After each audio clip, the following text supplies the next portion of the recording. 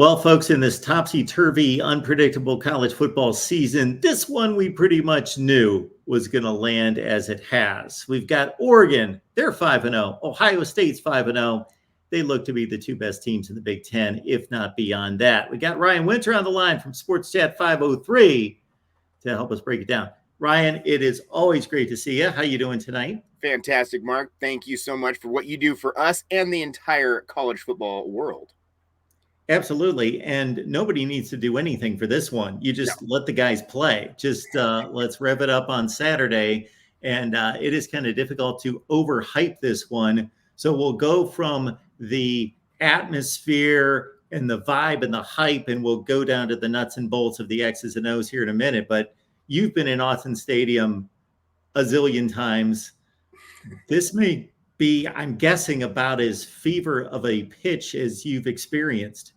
Yeah, it's the number one game. I feel like it's the two best teams historically. Ohio State has run their conference over the last decade or more. Oregon has been running their conference for the last decade or more now. It feels like I don't put Oregon on the same level as I do the Buckeyes. I'm a Mets fan. I look up to the Yankees. It's kind of one of those things where, you know, maybe one of these years will be competitive kind of a thing. But Oregon did a lot by coming out to the Horseshoe and winning that game. And I feel like what that happened in that game, what solidified right there, these are obviously very different teams, different coaching staffs, all this sort of stuff for the Oregon side. But what that did was it gave there's a little bit more national credibility, and it sets this game up for a real big one. We don't have to do anything for it, but we will all do our part to overhype the living heck out of this thing all week long. We already have been doing it all year long. Now it's finally here. We're gonna bring it. And, there's a situation with college football fans, and I see it all the time where there's a different approach to various programs. Some of them they respect, they admire. Of course, for that Saturday, they're the enemy, but it's not a big deal in regards to any kind of venom directed toward them. But with other programs, maybe it is. So where do Oregon fans typically stand in terms of their approach, their look at Ohio State football? It's a good question. Historically, I think we're very regionalist, right? One of the things I always think it's important, Colin Cowherd said years ago, he was out here in Portland. He was telling me college football is becoming more national, and it's becoming less regional and becoming more national. And to where we on the West Coast are going to care what the SEC is doing or what the Big Ten is doing. Historically, you would hear about what's happening in other parts of the country. Maybe you'd follow along here and there, unless you're a guy like you who's interested in all of it. Most people were pretty regional, and we've really expanded it out. Now that our conference has been taken from us, and now we're all different piece and parceled out to all these different conferences, now it really matters. Ohio State's a team that we've looked up to. I mean, I remember when Rob Mullins took over as the athletic director, first 5 years, he talked a lot about how he wanted to change the perception of Oregon sports to be focused on competing nationally, not just competing with our local brethren, Oregon State, Washington, but to try to have a bigger perspective out there. Ohio State, Michigan, Alabama, Georgia, at that time, Clemson or whatever else. We have Texas, Oklahoma. These are all the big name brands, the classic blue bloods, right? And I don't think Oregon's ever been really looked as a blue blood. I think Oregon has worked very hard to put itself in the position it's in right now. But it's the young money group. It's the new money group. It's the flash and substance and the uniforms and everything else. No national championship. They always say that stands for zero, not an O. Those are the kind of things I think that we're still working our way up. Ohio State's been there. My aunt, rest in peace to my aunt, when we left the national championship game in Dallas after losing to Ohio State, that was the biggest, I don't want to be too graphic, but kick in the shorts that we could have got. That was the time we thought we were going to win it. We had the Heisman Trophy winner. Everything was on board. We had just beat Jameis Winston and that FSU team that won the year before or everything else. We thought that was it. And the fact that Ohio State came in there with a third-string quarterback, they had obviously great talent, but they came in and cleaned the clock in the second half. And my aunt said, that's just another championship for them. And that always rings in my ear. That's just another championship for their trophy case. We don't have one in the goddamn trophy case. What that would have meant for us versus what that meant for them, they were like, okay, whatever, next year. And that's the kind of thing. that we're not there yet. We're not at the Ohio State level. We're not at the Yankees level of counting championships. We're trying to get there. This game is absolutely paramount for Oregon. If Oregon can come out and win this game in year one of the Big Ten, in year one of being able to be in this conference and possibly giving an opportunity to win the conference, I mean, it's out of, I can't believe, I can't even find words to describe it. The fact that Oregon is in this position right now. They just got to cash the chips in, man. They got to get it done. I don't know if they will, but they're in a great position to right now.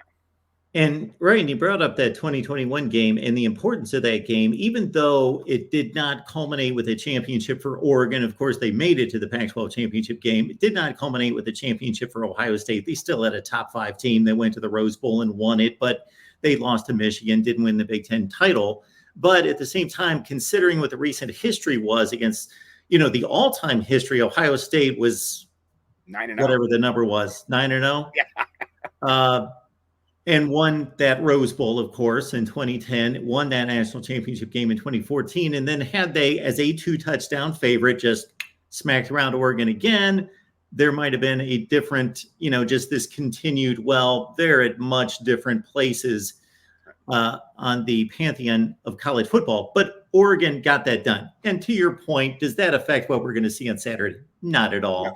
Different teams, different coaching staffs, the whole thing. But in regards to the way people perceive these programs and these teams, I think it did a lot for the Oregon brand. Yeah, absolutely. Now, I was about to say that's also really quickly. That's a huge. That's probably our biggest non-conference win in program history, Mark.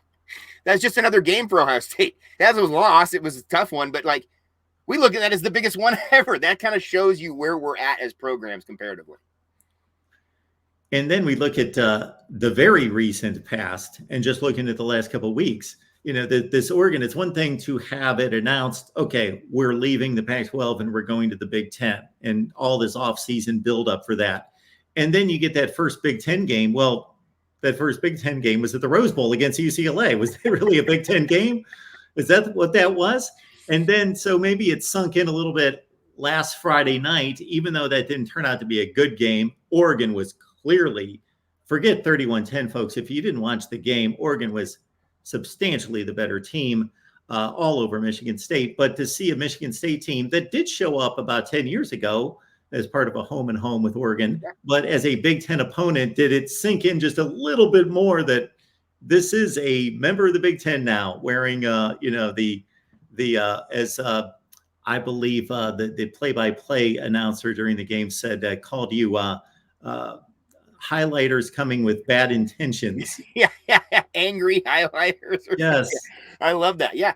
No, the Big Ten has been a tough one. I've been pretty vocal about it on my show.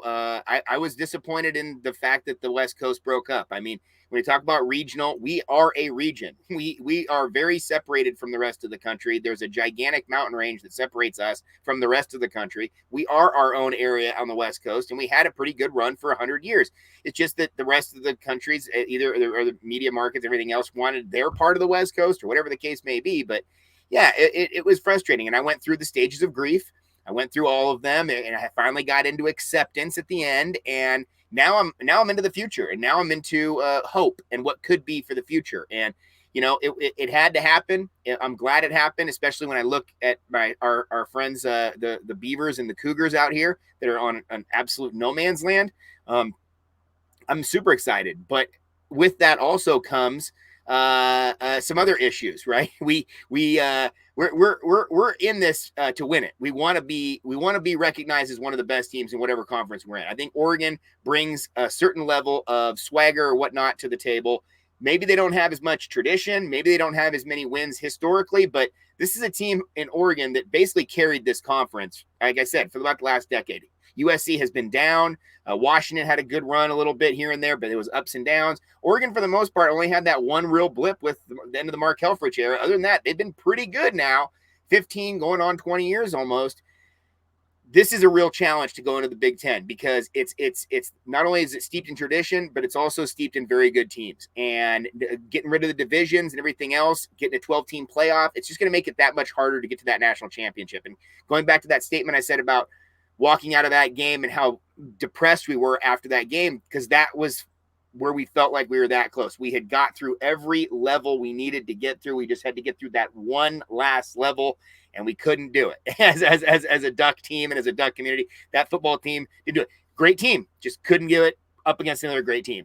This is going to be a tough one, because you're going to have on your schedule every single year at least 2 or 3 of these games that are basically the equivalent of a playoff game from our perspective in the past.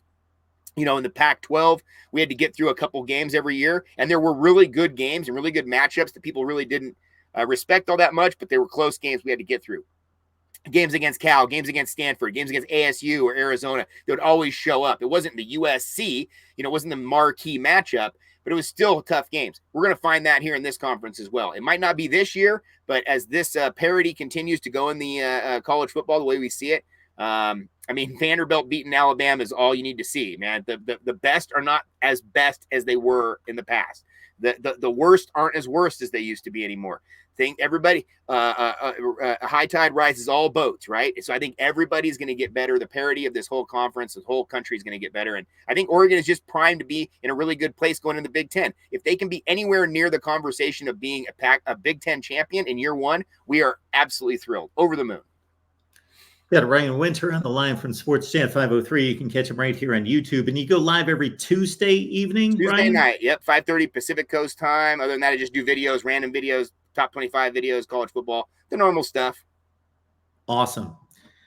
Well, Ryan, of course, there were some questions about this football team through 2 weeks with the performance against Idaho. Now we're finding out Boise State's a pretty good football team with a pretty good player in the backfield, but it's still to come down to a final kick.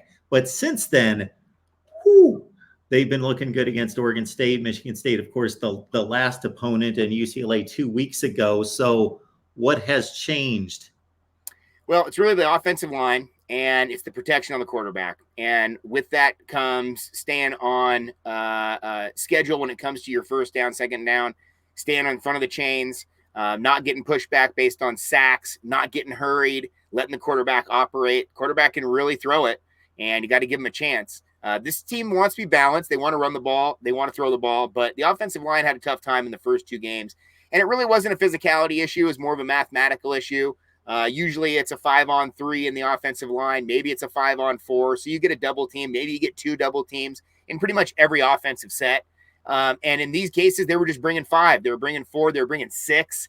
They were just putting an extra pressure on the quarterback. And they were making Oregon one-dimensional because of that.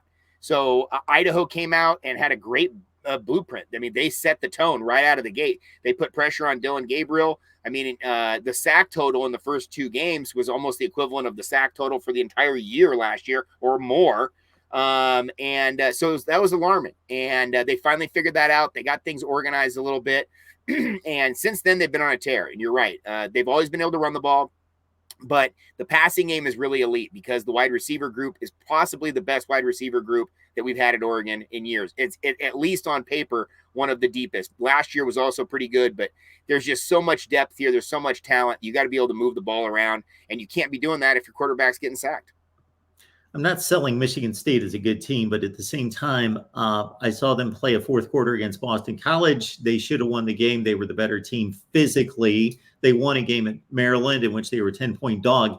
And to see Oregon get after Michigan State in regards to on both sides of the line of scrimmage was pretty remarkable. No running game for Michigan State. They were all over Aiden Childs, just continuous pass rush pressure. And then again, the offensive line, Jordan James, they were ultra impressive as well. Yeah. So Oregon just playing a game, obviously, that's a good comparison point. I don't know that it's the best because when teams are that dominant over the opponent, I don't know if you can make a direct comparison. But of course, Ohio State did play Michigan State the week before, and they had more issues in the first half than Oregon did for sure. For the Ducks, it was more turnovers, keeping it somewhat close for a little while. Where with the Buckeyes, they actually were giving up plays to Michigan State. So just the line play has been strong on both sides of the ball, it appears. Yeah, it has. And I watched that Michigan State, Ohio State game very closely as well, like you mentioned. I was very impressed. I thought Michigan State, for example, one of their players transferred over to Oregon this year, Derek Harmon, DJ Harmon, whatever you want to go as, but he was a great player for them. He's been a great player for Oregon. I mean, he came onto Oregon's defensive line and has been one of the best players every single week. And I thought, well, there's got to be more guys like them on that line, right? I mean, that's just one guy that came over, right? I was really, really impressed. And we had a guy go over there too, Ben Roberts, number 55. I was very impressed with that offensive defensive line performance, because I did think there was going to be a little more physicality from their side, and they were going to test him a little bit more, especially when it came to putting pressure on the quarterback, because that is the weak spot. If you look at Oregon's film over the first games, that's the spot that you can try to, take advantage of. And I don't know if anybody has done a good job since that point. But yeah, they're going to get tested this week. That JTT, we know him very well. One of the biggest recruits, obviously, over the last couple of years. Oregon really wanted him. I have so much respect for those other guys on that line. I love that Jack Sawyer, all those other guys. They epitomize a good defense, especially when they work together.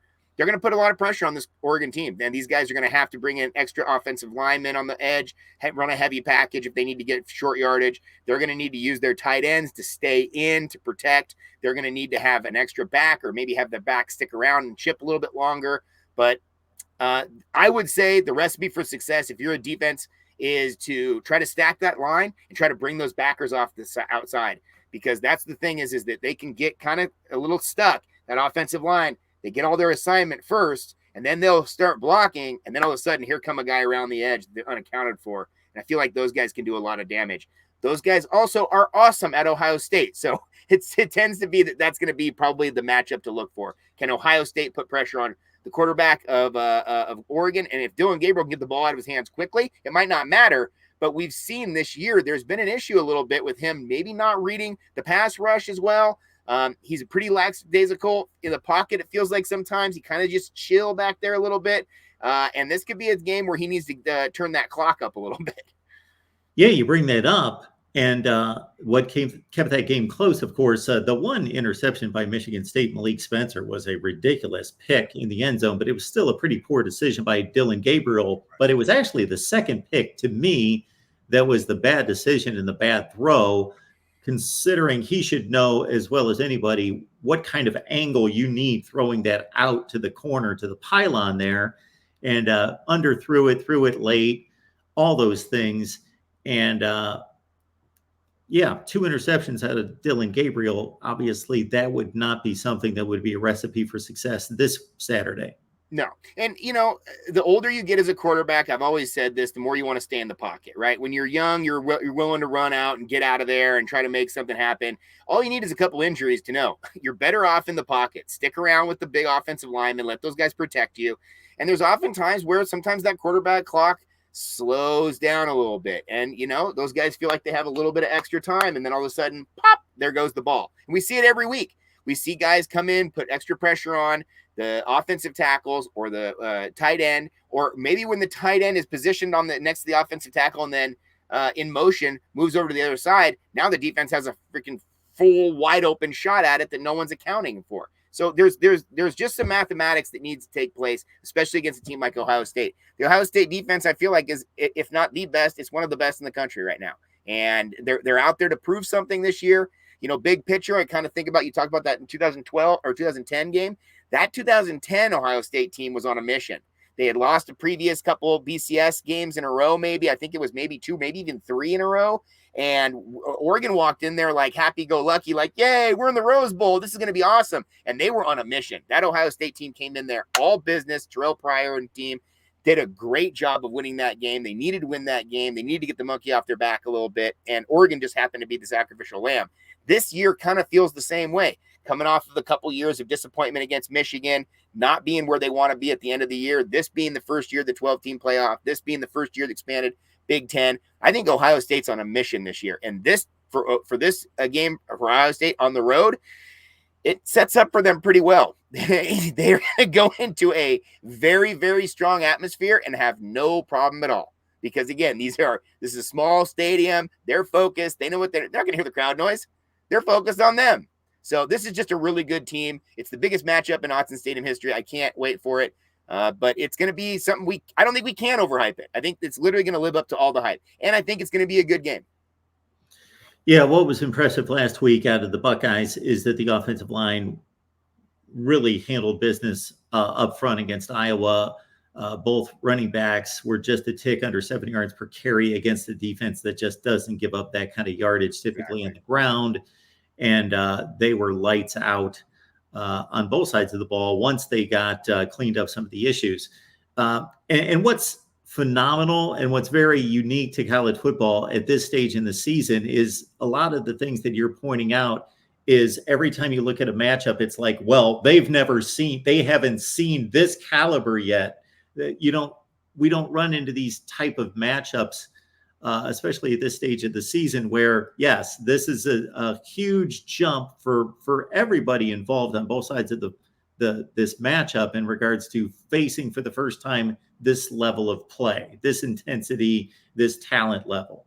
Yeah, I totally agree. I think that's why everybody circled this game because, in the modern era, you're probably not going to get the really big matchups in the first weeks like you used to get. We're in the BCS era and the other sort of stuff because teams don't need to. And so now you got these super conferences. Now it's all about the conference games. Now it's going to take to get to week 6 or week 7 before we have real solid matchups. And this is going to be huge. I tend to think that the reason why Oregon could be successful in this game is because they're very versatile. They don't lean on one thing.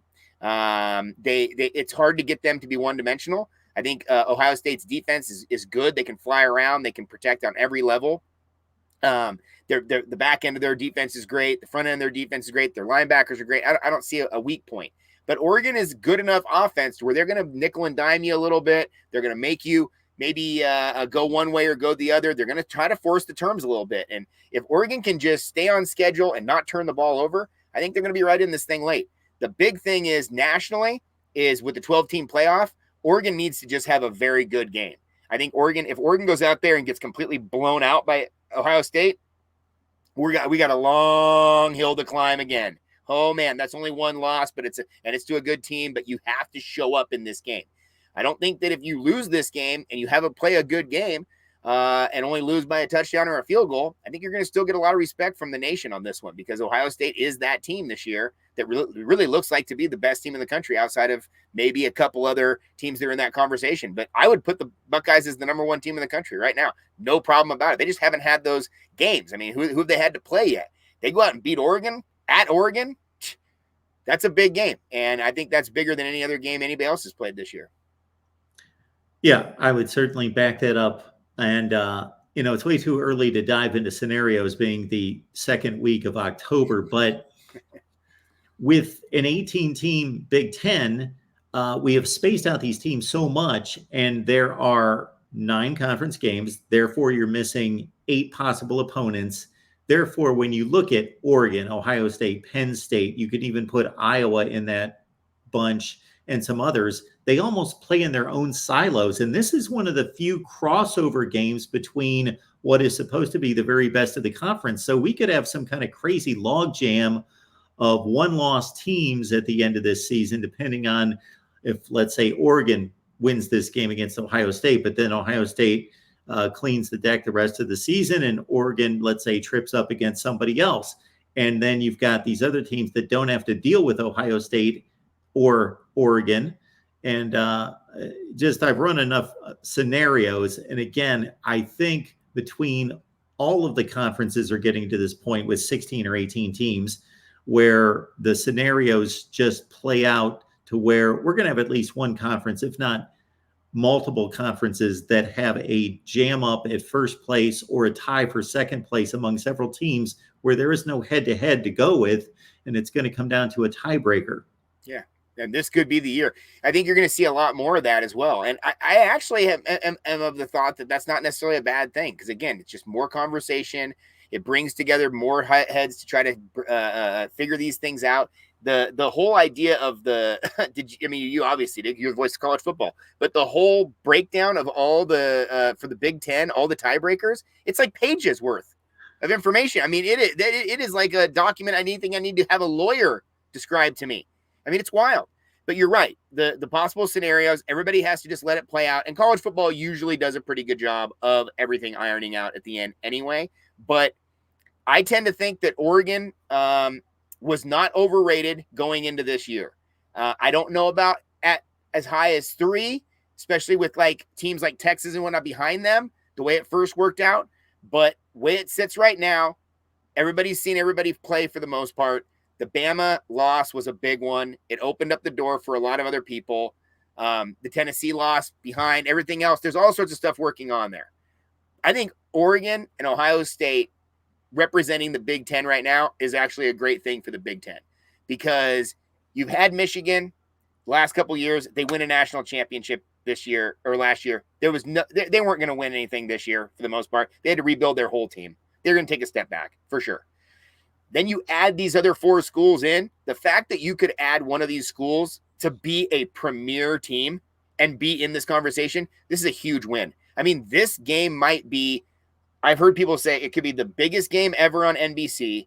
It could be the biggest game in the Big Ten over the last years. That's not an Ohio State-Michigan game or not a historic rivalry. The fact that this is all happening right now, this is all a win-win for everybody involved. So I'm thrilled with it. I think it's the good part of conference realignment. Maybe the bad part of conference realignment is our soccer team going to Rutgers on a Tuesday night. But the good part is these are the matchups we're looking for, and we want more matchups like this. Like you said, I think it's a positive thing for college football, and it's a positive thing for all of sports. Ryan Winter, Sports Chat 503, Tuesdays at 5:30 Pacific time. You can catch him live, and then, of course, with all sorts of videos throughout the week. Ryan, it should be a heck of a scene and hopefully a heck of a game. I believe it will deliver, and it may be just round 1 of 2, or who knows, 3 in this new age of college football. So, Ryan, we appreciate you being here. Well, thank you so much. If there's any Buckeye fans that are going to Autzen, I'll be in section 34 all the way at the bottom. Come see me. Have a beer. And Mark, thank you so much, like I said before, for not only for us, but for the college football community. You do a great service for everybody. The voice of college football. Thank you so much.